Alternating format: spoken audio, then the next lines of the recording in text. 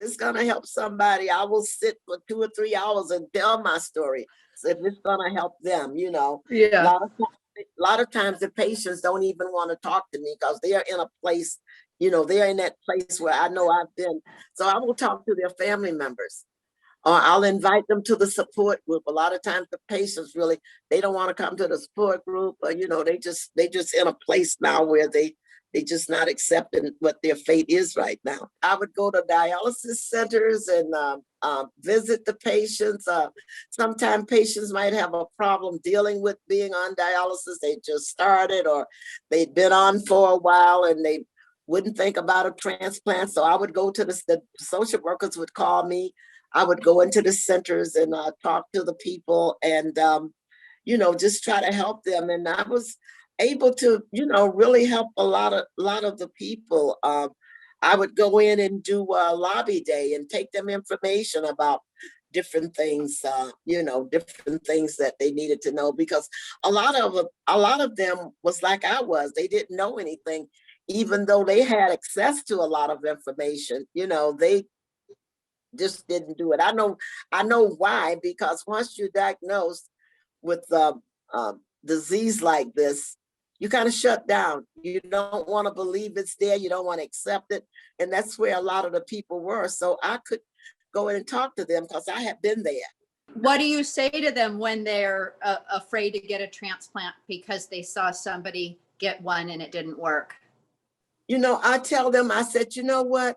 I said, this is not a perfect world. I say, if you take a chance, I said, do you want to take a chance on getting a transplant that might give you some additional years on good quality years on your life? Or do you want to sit here and be afraid? And I would just tell them like that. And I said, you know what? I had some of the same thoughts that you have. Now look at me. Maybe I've had 10 years. I've got 10 years. And I would tell them about my transplant. I would tell them how my life changed, how ill I was in the beginning, and how this just changed my life completely. That's why I can sit here and talk to you, because I have sat in the same chair that you're sitting in. So I kind of know what you're going through. But, I said, you know what?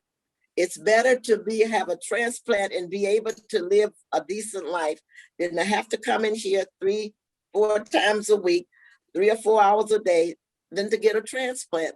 I said, sure, it may not work. I say, but that's a chance you take. I said, when they give you a transplant, they're gonna make sure that you are well enough to get it, and they want that transplant to work as much as you want it to work, or probably even more. So, I said, they are going to take good care of you. There's nothing to be afraid of. Yeah, So I think the fear is a big component of it. Do you ever have people that won't talk to you? I've had a lot of times I'd walk in and, I'd go by their chair and say hello, and they'll just say hello. And, I just say, well, I tell them who I am. And I said, you know what? I'm a transplant recipient. I've been transplanted 12 years now. And then that wakes them up. So I've never had anyone turn me away, but I've had a lot of them that, well, who are you? What do you want with me? I'm doing this now. Yeah, it's good for them. And I tell you, it's very good for me. I mean, I am just so grateful that I can be able to help others, because I know what I went through, and I didn't have that assistance in the beginning, someone that could sit with me and tell me about their journey and, let me know that it's going to be okay. Do you have conversations with people about adhering to their kidney care program? I will tell them, I said, you know what? If you're not compliant here in dialysis, you're not going to be considered for a transplant. So what you have to do now is you got to come to your treatments. You got to see your doctor on a regular basis. If he doesn't come here, you got to watch your diet. You got to watch your fluids, because that's only going to make you sicker, and you're not going to be considered for a transplant ever. And so once they get it, then they complain about the medicine. Oh, I don't want to take all these pills, and I'm tired of the pills. I say, listen, those pills are your lifeline, okay?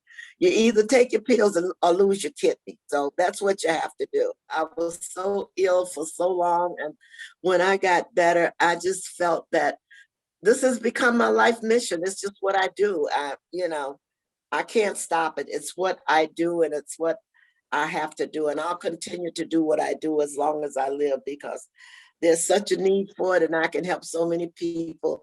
You know, I've had people calling me from other states because their family members might have known that know me here, and somebody's been diagnosed and they are having, you know, all kind of issues having to hear that diagnosis. So they'll have me call them, or I'll call them. I've called folks in California, Texas, Georgia, all over the place, you know, just to talk to them and try to encourage them that, yeah, you know, this is a disease, you got to go through it, but you can live with it. I said, you know, I overcame a lot, and you can too.